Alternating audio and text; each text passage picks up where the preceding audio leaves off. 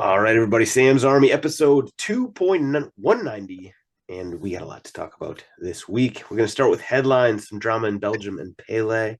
Weekly What If, care of Tyler. Bad signings. Premier League Boxing Day Goal Fest recap featuring Newcastle and Holland. Plus, of course, a weekend preview. And then stoppage time with best bets and everyone's favorite segment, GOAWs. Now it's time to welcome in these beauties here with me this week. But a quick personal note combined with a housekeeping update. I am officially playing injured this week. Not hurt, I'm injured. Okay, I've been dealing with a herniated disc for a while now, and I don't know what I did. I think I just got old, but something went to shit today, and I was not able to walk for a little while. I was not able to sit for a little while, but I popped some ibuprofen. I got a Pacifico, and you know what? We're just gonna make this work. So that's the personal side. Now the housekeeping thing. I've been quietly putting the last few episodes up on YouTube. So for the first time, you can actually go watch us do our thing here on the podcast. And I'm just guessing that I'm probably going to have some little acute spasms at certain points during this episode. So if you want to watch Tyler's reaction to things, or me probably spaz out and hit mute and yell into the void because my wee back hurts, go check it out on YouTube. I actually don't even know what I think it's at Sam's Army is the handle on YouTube. I'll figure that out. But anyway, just a point of order. You can go watch us on the YouTubes from now on. All right, now welcome in the beauties with me here this week. We'll start up with Antoine Hoppeneau, our Tweedle contingent for the week. Congrats on the move to Hartford, by the way. I don't think you've been on since that. So, how did you decide on the move out east? I mean, part of it was get closer to home. Obviously from Jersey, so Hartford is only a few hours away. It's way closer than Detroit. And obviously Hartford's trying to build something with signing Ty Ramos as their coach and everything. So should be hopefully a good year. Yeah. What kind of conversations have you had with Ty Ramos so far? Just a couple, just kind of figuring out style of play and formation and where he sees me fit into that system and all that. So it's pretty basic so far, and that's once preseason starts in about a week or a month, we'll get more serious about those conversations and kind of figure out where everything fits. All right, sounds good. We'll put the screws to you later. We'll get the inside scoop on what playing for Tab is really like. But that is actually really cool. I mean, like anybody who's your age, my age, even older, Tab Ramos was the man back in the day. So it must be pretty cool to play for him. Tyler Terrence, looking dapper as always, and you can go watch him now on the YouTubes and his weekly haircut. Update. All right, so here's the question, Tyler. I was going to ask you what you got for Christmas, but then I realized, do you celebrate Christmas? No, I do not celebrate Christmas. Okay. I am a proud member of the tribe. Okay, all right. Best Hanukkah gift then. Can I say something really sad that I didn't receive any Hanukkah gifts this year from anyone? No, that is sad. I'm gonna have to get you a Hanukkah gift. Well, then. It was a holiday present, and it was PG-13 or higher from my significant other. So we're gonna stay away from that. But I see what you're doing.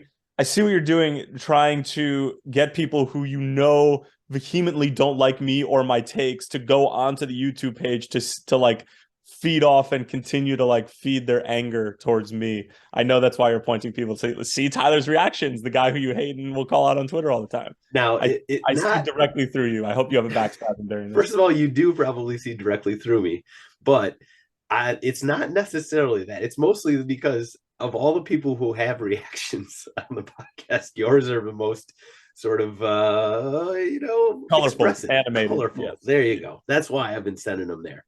And I love and respect you for that. Don't change yourself. All right, there we go. There's our guys. Let's do headlines. So Club Brugge fired their manager Carl Hofkins this is directly after they just qualified for the Champions League knockouts. And the team, Club Brugge, is struggling, quote unquote, in the Belgian league. They're in fourth place, which for them is struggling. But the fact they just fired their manager after getting out of a group in Champions League is just, to me, seems like an absolutely wild move. Antoine, any thoughts on this? It just feels like non-soccer related reasons, I feel like there's something coming out, or there's inner turmoil, or he's, figured out someone else is going to give him a better job, and he's like creating his own way out. I just can't believe, you get out of Champions League group as Club Brugge and you get to play. I don't know who they play. Benfica, I believe. And you play Benfica, which is not. It's doable. An automatic L. Right, right. There's no easy games in the Champions League knockouts, but that's one that, if you could pick, you'd probably want Benfica, even though rule number one in Champions League, never bet against the Portuguese. But yeah, that's a good point. Anything to add on that, Tyler? No, I mean, they're in fourth place right now, and they're 12 points off Gonk, who are in first. And like, obviously, continued success and continued Champions League appearances are sort of like what this type of club is after. I mean, I tend to agree with Antoine, but like at the same time, I ask the question: is there maybe something systemic going on, and maybe he's losing the locker room a little bit in terms of like how he's managing both the Champions League and the domestic league. So it could be something along those lines. I mean, it's kind of soccer related, kind of not. So I'm in the same boat as Antoine, but I don't know. Maybe there's something along those lines going on, and maybe he is just pissing people off. Sounds good. Yeah. Well, it'll be interesting when the next shoe drops, if another shoe drops. The second headline, Pele. So, there's been a lot of sort of updates, most of them sort of certainly not encouraging. And it's just more of the same, basically. His daughter posted something on Instagram basically suggesting he's really not doing well in hospital. He's been dealing with cancer for quite a while. So his best wishes to him. And quickly, like, let's not forget, we've been talking all this, Maradona and Messi, for obvious reasons, given Argentina's success in the World Cup. But like Pele back in the day was like the man. So it's important to remember how incredible a player he was and how important he was to growth of the sport, especially in the US. He was big. What was it with the NASL? Cosmos. Yeah, with the Cosmos. Yeah. Okay. Weekly what if time. This care of Tyler Terrance's brain. Well done, sir. So if your club could have one do-over on a signing or a sale, who would it be? You asked the question. I'm going to go to you first, Tyler. What are your thoughts? Louisville City sending Antoine Hoppeneau to Detroit. That's is there a 1B for Liverpool? I mean, that's a great 1A. That's a great 1A. No. So I was, as I said this to you, I was just like, ooh, I don't know if I could choose one. Also, my biggest bugaboo with Liverpool is how we spent, and it's not really a sign. I guess it's a signing. It's a multitude of signings. The money we spent for Suarez was just like some of the worst spent money of all time in the history of the Premier League. I think like Lazar Markovic was part of that package. Along with like one or two other players who have played for Liverpool, who like a lot of Liverpool fans, like casual Liverpool fans, wouldn't even have heard of. And while I'm saying this, their names are escaping me, but like that was the biggest bugaboo. But then also, I mean, call me nuts, and it's still unfolding. But Darwin, it might be Darwin. It might. You're quickly moving towards the donkey side of that.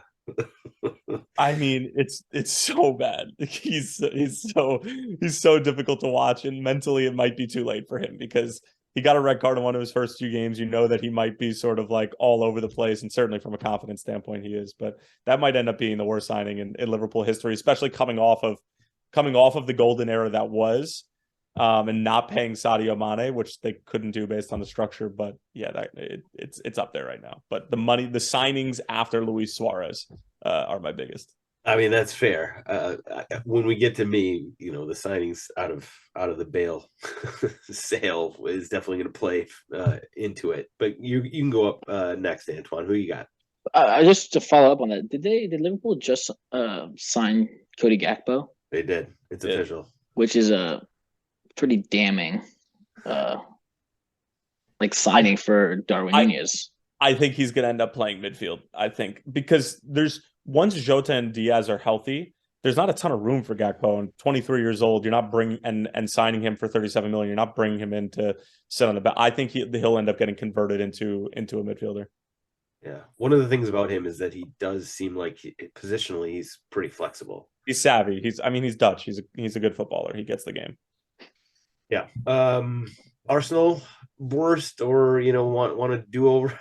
There's a long list. Not that there's not for Tottenham as well, but what comes to mind, Antoine? I mean, the Nicola Pepe one is just you look at that and I'm pretty sure that's the biggest signing ever for Arsenal, right? Still I to think this day, I so. think so. Which is just like outrageous when you look at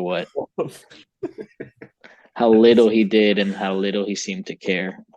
I feel like there's not really a worse one than that. If you really look at their signing, especially since the last few years, you look at I was looking at a list of their signings, and in the last few years, like anyone over 20 million has pretty much already shown that they belong. It's like Zinchenko already, even I mean, small amount of time, but he looks like he fits the part. You got Ben White, who was huge, um, hugely debated at a huge amount of money. I think it was 50 mil, stuff like that. Those guys have all kind of panned out. So, I mean, since Nicola Pepe, it's been relatively good, but boy, it was that bad. Yeah, I was gonna throw in the mix one of the 10 to 12 times that Karim Benzema was on a plane to London that it just didn't quite work out. Maybe one of those missed signings.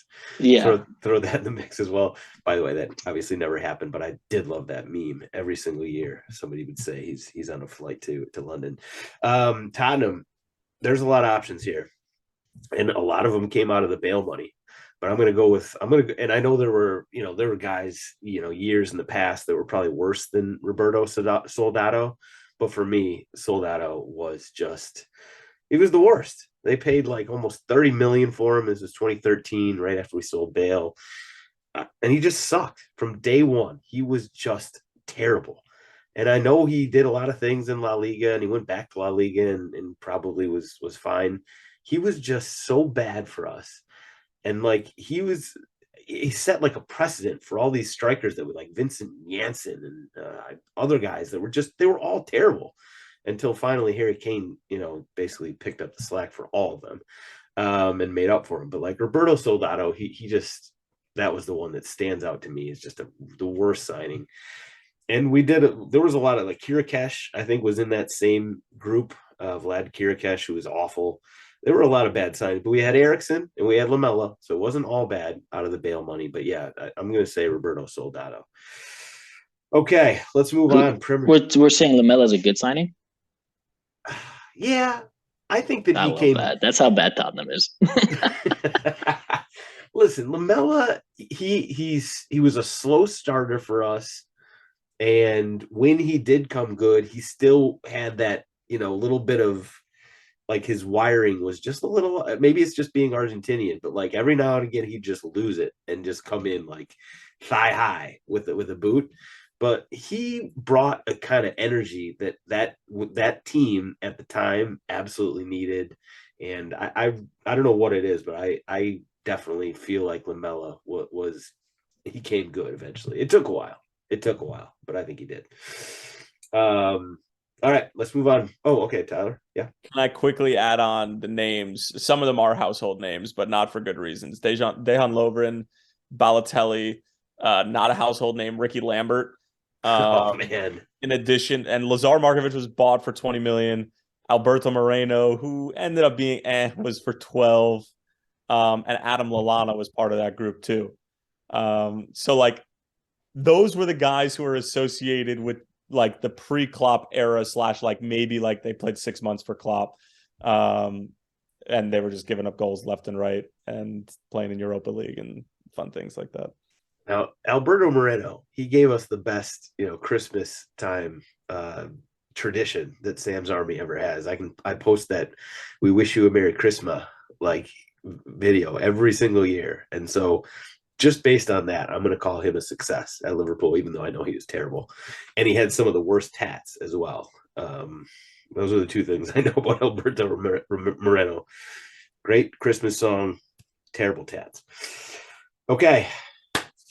Premier League time, Boxing Day. Oh my God, goals galore. The overs basically are going to put my kids through college, I think.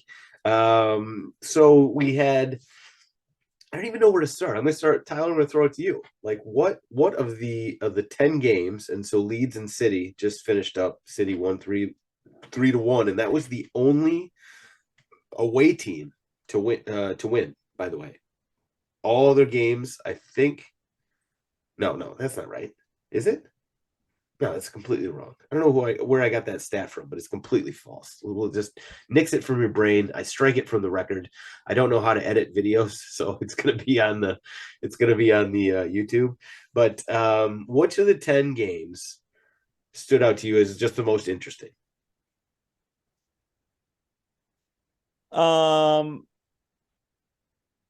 felt the most amount of like, this is going to be impactful in the Everton and Wolves game, actually.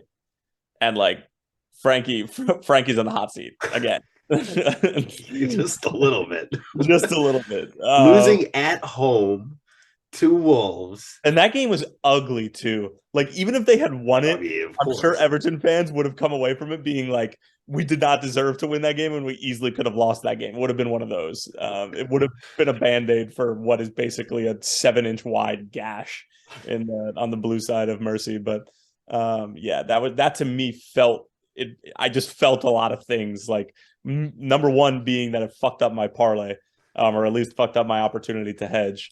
What was it? Give us the parlay and how close you came, by the way, because it was a ridiculous. It was parlay. A draw, Everton Wolves, draw between I had already won the draw earlier in the day. I think it was Southampton or something like that. So I already had one of the legs of the three-team parlay done. And then Everton Wolves was about to finish up. And then I would have had Arsenal and West Ham. I had them draw, or no, I had Newcastle winning, and then I had Everton and Wolves drawing and an Arsenal drawing. I just would have put like $50 down on Arsenal to win, and then I would have won money no matter what. But yeah, was it Brentford Tottenham that you had the draw? No. It was Newcastle winning, Everton and Wolves drawing, Arsenal drawing. Okay. Yeah. Listen, Everton, I don't know how they almost came away with that win. But then almost the way they lost it makes it that much worse too, giving up 2 late goals to a Wolves squad that's basically fighting with them for relegation at this point. Yeah, I think that's a good shout. Antoine, what game stands out to you? Well, to piggyback on that, the Frank Lampard reactions every time Everton missed and they just panned to him, and you could tell he was just so mad at his players. Like, he was mad at his players. It's just such a bad sign. You just can't be doing that. And he did that at Chelsea too. He's just like he's like, it pisses me off because I'm not so far removed and I know that I could do it better than them. Like, you can't act that way as a coach anymore. Like, no other coach does that. Like, Pep doesn't fucking do that. Yeah, it's like the stories of like Thierry Henry when he was. I was gonna say Thierry Henry comes to mind immediately when you said that. Yeah. Yeah, the stories were incredible. He like coaches in France and they kept losing, and Thierry Henry would like, just do this, and he would get the ball and like dribble past 3 guys and put it top corner, and they're like, we can't do that. Why don't you come do that? That's not possible. Let's use tactics. That's hilarious. But for me, the Arsenal game was awesome. Yeah, I think it was interesting, and it's kind of one of those games where down 1-0 and you're like, oh, and old don't Arsenal have your leading scorer. Yeah, and old Arsenal would lose that game, but new Arsenal has Martin Odegaard, so that's great. It's a lot of fun right now. I'm not gonna lie to you guys. I know. I'm just glad that you're on and not Mikey, because Mikey would be lording this over us far more than you are, or at least lording it over me. But I was in a subtly passive aggressive, non-assuming way as well. In a very Mikey he knows what he's doing. Yeah. But no, I mean, listen, they went down 1-0. I was at the Globe actually, and I just knew that game was not going to end with West Ham winning. I thought maybe they could hang on for a draw, but I left at halftime because for kid-related issues. But yeah, I mean, you guys just dominated that second half. Yeah, incredible. They're great. Arsenal is fun and they're good. That's somewhat rare. Is the Eddie Nketiah era, is it upon us? Are you excited? I'm not thrilled. But who knows? I mean, that was a great goal. It's true. That's a quality goal. And he tried to do it like 3 other times. So clearly that's his kind of thing. So I mean, it's just exciting. I mean, Arsenal doing great is also always awesome, and obviously Man City is right there. So Yeah, can't tie any games. City is City, and they showed it again today. Holland brought his, I said in a tweet, he brought his D- game. He was bad. He could have had 5-6 goals in that game. He was bad, and he came I away mean, with a brace. Grealish also was bad, Bad. and He was worse. he came out with a brace of assists. I mean, God, Grealish had sitters left and right. That's when you know they're just fucking with teams when they know that they could have put in 10 and they still dominate the get like. Yeah, that's MLS team playing against a local NPSL team during preseason, and like they'll win 6-0 even if it looks like dog shit. That's the difference between Manchester City and almost everyone else. I mean, that Leeds team is that Leeds team without Tyler Adams is tough. Yeah, it's tough to watch. It's not it. I mean, they're exciting to watch when he's in there, but when he's not in there, they just lose all sense of cohesiveness. they It seems really, like because they're kind of wild when he's in there. Like they're still kind of chicken with, I said head cut off. I think Mitch actually said chicken with their dick cut off, which I'd never heard before. I kind of like that better. But they really, without Tyler Adams, they really are. Like they are just sort of moving and push. They're pressing, but not always together. And like it's kind of, it's fun. Like don't get me wrong, I like watching Leeds, but not always for the right reasons. And City could have put 10 past them. They really could have scored 10 in that game. So I guess good, a small W for Jesse Marsh that he kept it, and they scored, so it doesn't look nearly as bad. Can I ask the question? And for anybody who saw the video of the reunion between Erling Haaland and Jesse Marsh when Haaland was at Salzburg, did it look like Jesse was a little bit too happy to see him after he just got blasted and his team continues to lose? Like, I'm just asking the question. I think that the fact that Leeds scored in the game and only lost by 2 is kind of a reason win for him to smile like that. Kind of, yeah. I think that game, and I think he even knows it. That could have been 7-0. So the fact they're coming away 3-1 is kind of a win. Like he was gushing though, gushing like a proud. Maybe he was happy. Maybe he was just like really happy that Haaland didn't score 5. I think he was just happy that Erling Haaland was giving him a hug. Maybe, I don't know. I mean, that dude is just a machine. I'm like scared of him, and like we're not even in the same stratosphere as City this season. Any other games? I mean, Tottenham Brentford did not surprise me at all. Like Brentford is a dangerous team. Ivan Toney is in great form. The team itself, Brentford, like they're not bad. And then unfortunately, Tottenham in the first half versus Tottenham in the second half are just continue to be 2 completely different teams. Like the first half Spurs, until we go down by a goal or 2 goals, we're trash. We are absolute trash. And then once we get down a goal or 2, I don't know what it is. I don't know what it is about the mentality, but then it's like United a few years ago. They just come out a different team and look dangerous, look scary, look good. But I don't know why it takes us going down a goal or 2 for that to happen. It's very unfortunate. Newcastle, on the other hand, they're just good. Like I think that they maybe Antoine, put your earmuffs on, but I think they're the real challenger for City this season. I would give them a That better just shot. doesn't make sense. That's just such a ridiculous comment. Samuel. They're points behind. Like it makes no sense whatsoever. Listen, It's gonna be good. Arsenal play Newcastle in like 6 days, so that game is huge. where is that game? I mean, I think it's at Arsenal. I'm still not convinced that Newcastle are going to make the top 4 and be that guy. We always have someone who creeps in, basically from August until December, January, even early February, and then they fall apart, and they end up on the outside, and the Blue Bloods will end up getting in. How often does that happen? Almost every, whether it's West Ham or Wolves or Leicester, like Leeds last year. See, but the thing about Newcastle is that like they're not even clicking on all cylinders yet. Like Alexander Isak hasn't even played for them. Isak, sorry. He hasn't even played for him. And I just Newcastle is he did play for them. He scored against Liverpool in his first game. True. He played what, like 2 or 3 games for them so far. I hear you. What if they signed Jude Bellingham? Newcastle did? That would be hilarious.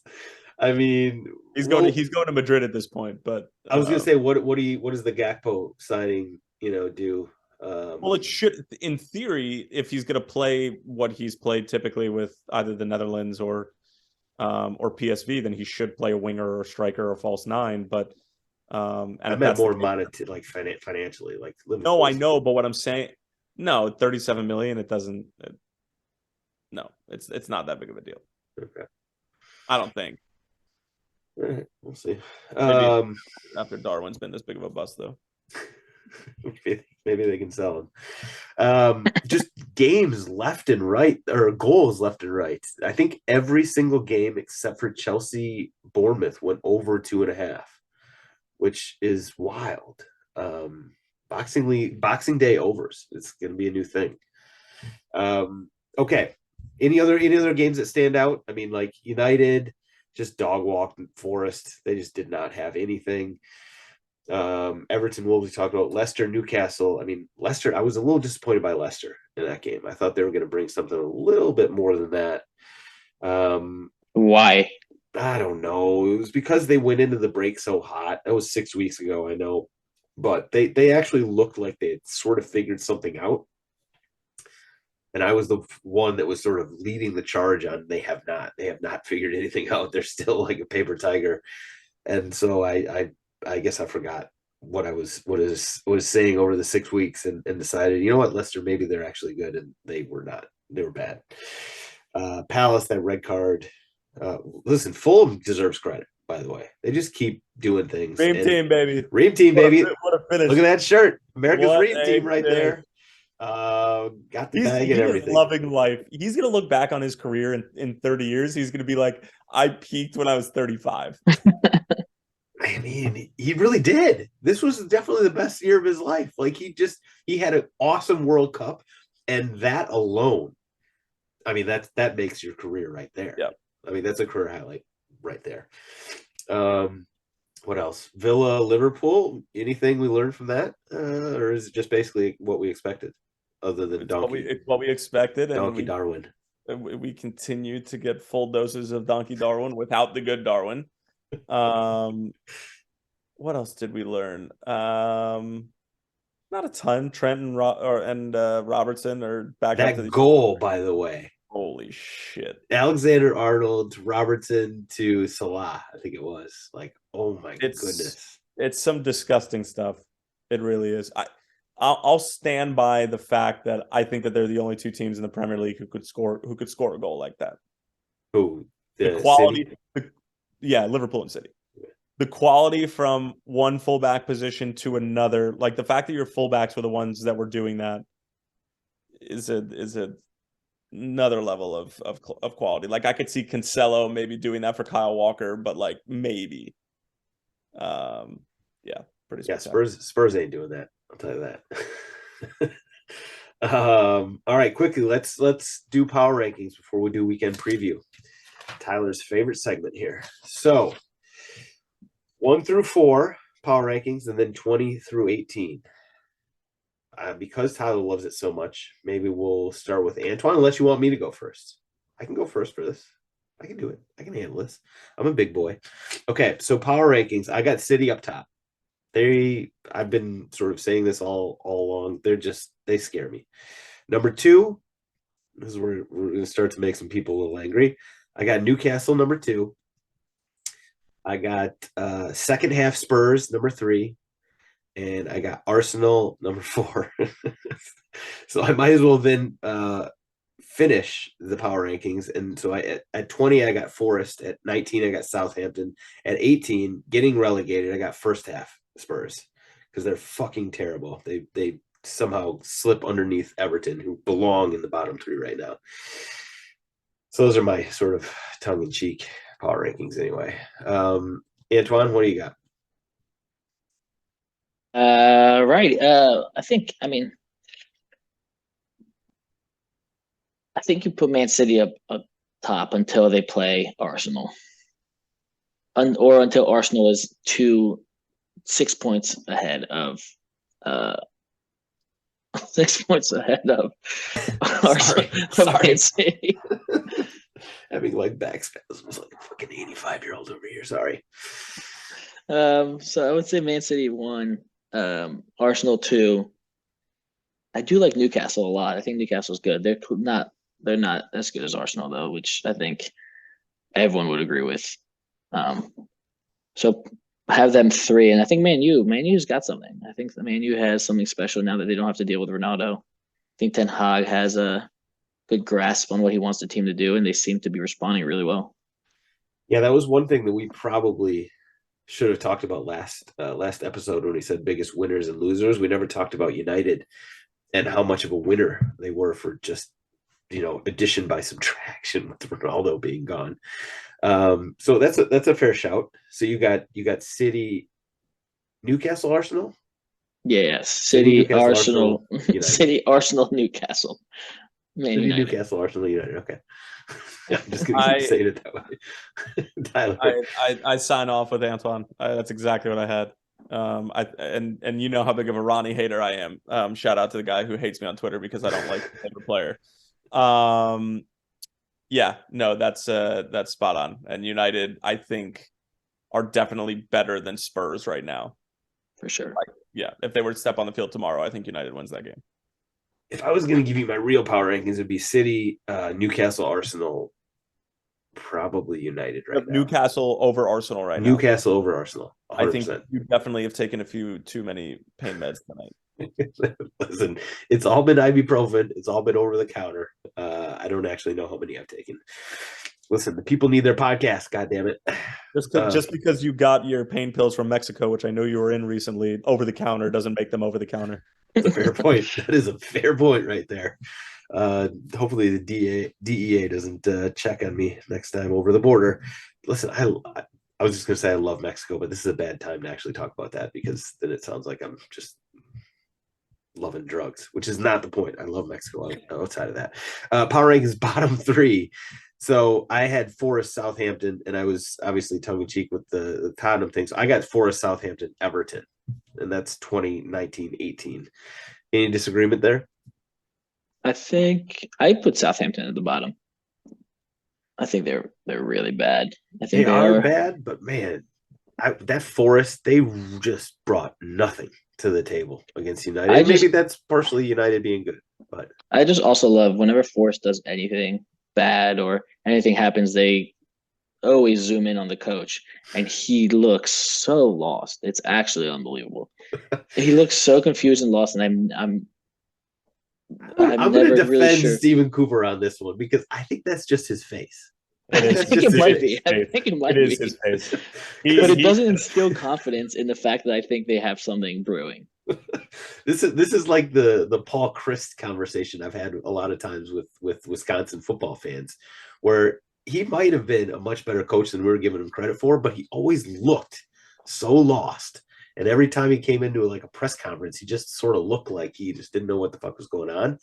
I do think Stephen Cooper has a little bit of that. I'll grant you that. But then I know also I think he's actually a good coach, but also there was the goal that was called back Forrest scored a goal that was on a header and bounced off somebody's shin guards, Willie Boley, who was in an offside position. Nobody saw it until the VAR caught it. And before that, though, when it looked like it was a good goal, if they zoomed in, as you said, they zoomed in on Stevie Cooper's reaction, and he had almost no reaction. It was like a complete. He gave like a small little fist bump, and that's just him. I think. I think that's just his face. It's fair, and it's somewhat unfortunate, I guess, but it just doesn't instill confidence. Every time I see him, I'm like, this guy is about to turn things around. Like, it doesn't feel that way. No. But and then I think Everton. Antoine, I thought you were so much more logical and reasonable than that. Like, Billy Beane would hate this conversation. You're literally basing your confidence in a coach off of his looks. And just because he's probably the most unfortunate looking coach in the history of the Premier League doesn't mean you can't. It's not even about that. I think it's his reactions. His How is this a stray? How is this a stray? We're talking about how awkward and confused and just that he looks. That's not a stray. He looks confused. He looks like he's what? He looks like he showed up to the stadium accidentally sometimes, and they zoom in on him, and it's like, you're losing. Do something. I don't know. As a player, I would like to look over to my coach, and it looks like he's got confidence and he's got something brewing. Jesse Marsh looks like he always has something brewing. You know what I mean? He's always making sure things are going the way he wants them. Yeah, he's brewing the strongest nitro cold brew that you've ever had in your entire life. He looks mad all the time. It's great. I love it. It gets me excited. I'm an emotions type of guy. You know, I want to see emotions. All right, listen, that's fine. That's fine. Stevie Cooper's not the manager for you. That's all right. That's all right. Maybe, unless he wants to call me up, I'm in. I'm right. Listen, Forrest could use some goals, so think about it. Okay, so I had Forest, Southampton, Everton. You had Southampton, Forest, and I assume maybe Everton. Tyler, any big qualms there? Zero, none. Okie dokie. Let's do a quick weekend preview. Any games like Liverpool, Leicester, I had written down as interesting, but then I saw Leicester play against Newcastle, and that game became a lot less interesting. So unless I just reverse jinxed it into a fun game, go with you first, Hapano. What any of them stand out as interesting? I mean, I think the Leeds Newcastle game is going to be hectic and fun. Close, I don't know, but it'll be. There's always goals in Leeds games, so those are always great. Brighton Arsenal. I mean, as much as I'm an Arsenal fan, obviously looking forward to that. But that's a good Brighton team. That team presses well. That team is collective. That team is hard to beat, and a lot of the top teams have struggled against them. So I think Arsenal going there is going to be a really big challenge, actually, to try to get 3 points, and especially with Man City playing earlier that day, they might put that. Man City beats Everton. Now there's 2 points away. It creates a lot of pressure for Arsenal to have to go there and get 3 points. Yeah, in terms of top of the table, I think that Brighton Arsenal game is probably where it's at. What do you think, Tyler? What game you? Antoine's saying a lot of good things tonight. A lot of things that I agree with, unfortunately. Arsenal Brighton was the first one that pops off to me. I mean, I want to continue to see this Arsenal team beat teams. Not necessarily that they should beat, but that they need to beat if they actually want to be champions. And this is a game that you need to win if you're going to continue to stave City off, because that is a game that City will go and win if they haven't already done it this year already. But yeah, that to me is the most interesting game. This Arsenal team continues to be an unproven entity for me, unless we're in March and we're in the same position and Arsenal's up 5 points. Okay. Sounds good. Let's I don't even want to talk about Tottenham at this point. That should be an interesting game. Probably goals in it, probably for both teams. But until we shore up our defense and have some sort of mentality change coming out of the locker room in the first half, I'm frustrated. All right, let's go to stoppage time. Start with best bets. Tyler, you came close. You came close last episode. So I'll give you the go ahead. You want to go first? Is this like a pity? A Yeah, pity yeah, title refusal? pretty much, yeah. Bunch of bullshit. United win at Wolves. And give me the over in that game too. Wolves are a mess. Like Wow. that. Like I like goals in that game. Ooh, and then pair it with the over in the Newcastle Leeds game. Okay. Yep. I think you may have Whatever that over is. Whatever it is, go over it. I mean, I'm gonna check it right now. I wouldn't be shocked if it's 3.5 on that one. There were a couple of games this week that were 3.5. Leeds City was 3.5. Liverpool Leicester, I believe, was 3.5. No, some other game was as well. I'll check on that one. But you actually stole mine. So I'll call an audible. So mine, by the way, it was going to be Newcastle Leeds over. I'm going to pair that, take a page out of your book, and also a bet out of your book. I'm going to say Newcastle Leeds over and pair that with Tottenham Villa over. Both those games, I think, goals left and right. I really want to throw Liverpool Leicester in there too, but I just can't do it with how Leicester looked against Newcastle. Leicester is bad, man. They're in a bad way. I'm not sold on them being like bad, like like relegation No, contender. but I think if they want to continue to try to play that they want to play against against better teams, and Newcastle is a better team, maybe they underestimated them, then they're going to get fucking killed. Like, you're right. They're not Forest bad. They're not Southampton bad, but they are bad. Yeah. And they've been all over the map this season. Like they really did. Like 5-6 games going into the break. Like they seemed like maybe they had turned it around, but that performance against Newcastle was woofy.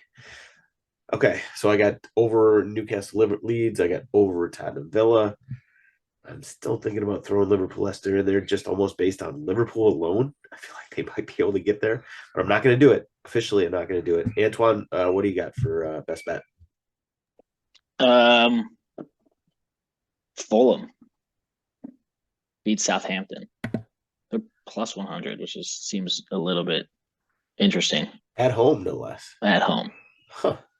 That's interesting. I like that. That's a good call. Okay, let's put a bow on this episode with everybody's favorite segment, GOAWs. Antoine, do you want to go first? Yeah, I'd love to. The big guy from Atletico, his press conference. Did you guys see that? Oh gosh, about Diego Simeone. No, Diego Simeone. Oh no. Was he talking about João Felix? No, he just said he came out because they're not doing so hot right now, and they asked him about it, and he came out and unsarcastically was like, "Well, we have 4 guys making the World Cup final, and the players we have on our team are good. It's just the coach. The coach is very bad." So he just came out and pretty much said he was terrible, and he says he was going to try to get better. It was just an outrageously confident kind of situation where he's like, "Yeah, it's my fault." Which you gotta, because he's been, over the years, he's obviously developed a resume that's pretty impressive. You can pick holes in it with the way he plays in Champions League, given the amount of talent he has. But so he's just saying he suddenly was bad this season, basically. Yeah, he pretty much has said the coach is the one who's failing more than other things. Huh. Okay, good for him. A lot of respect for that. Yeah, good for him. It's the opposite of Mourinho. Oh, Jose. These guys backed me into a corner, painted me into a corner last week with Jose and my hypothetical about him being the U.S. men's national team manager when I said I'd stick with Berhalter over him, which has been a hot take. Oh no. Listen, I may regret it. It may also have recency bias. Mourinho's hurt me in the recent past. What do you got, Tyler? Who's your Goa? So I think that this was either a week ago or 2 weeks ago, but it just popped into my head for whatever reason. But Marcelo for his brace for Olympiacos. I don't know if you guys saw it, but the dude is literally still balling out and had an unreal brace, one with his right, one with his left. It was a curler with his right cutting in from the left-hand side, and then another one where he just did a couple of people up with skill and then just fucking hammered it home. But this is like one of my all-time favorite players, and I was always a huge Barcelona kid growing up, and I loved Barcelona, but I couldn't not like Marcelo. And especially when I got converted into a left back in school, our assistant coach was like, go and just watch 5 hours of Dani Alves and Marcelo film, and then we'll figure out if you can do this. But yeah, killing it. Great. Did you end up being able to do it thanks to the I video? started and played every game I was healthy at left back, just through osmosis. It was just Dani Alves and Marcelo. There's some good role models. I'll give you that. Okay, good one. My Goa also in the upper, let's say, quartile of age at this point. Shout out to my fellow olds. My Goa is Tim Ream. So not only did he score a goal this week, he also got the bag. He got a new deal. I don't know if I think it was 2 years extension with Fulham. Congrats to him. Man is just living his best life at this point. And you know, I was not always at the head of the Ream team bandwagon, but I'm there now. I'm there. I'm driving this bitch. You were the caboose. You were the last person to get on. If we're gonna be totally truthful about this. Listen, I'm pretty sure you're asking for Cameron Carter-Vickers to start over him at one point. That was for one game, and it actually happened. And CCV played well against Iran, but not over Tim Ream. No, because Tim Ream was our best player at the World Cup by far. Yes, he was good. He was good. Listen, I'm America. I'm America's Ream team bandwagon driver right now. Nothing but respect for my fellow old who's doing it like he's never done it before. Almost, I guess. I mean, the guy is killing it. So shout out Tim Ream team. That's all we got this week. Thank you guys. Antoine, Tyler, these guys are the best, by the way. Go follow them on whatever their socials are.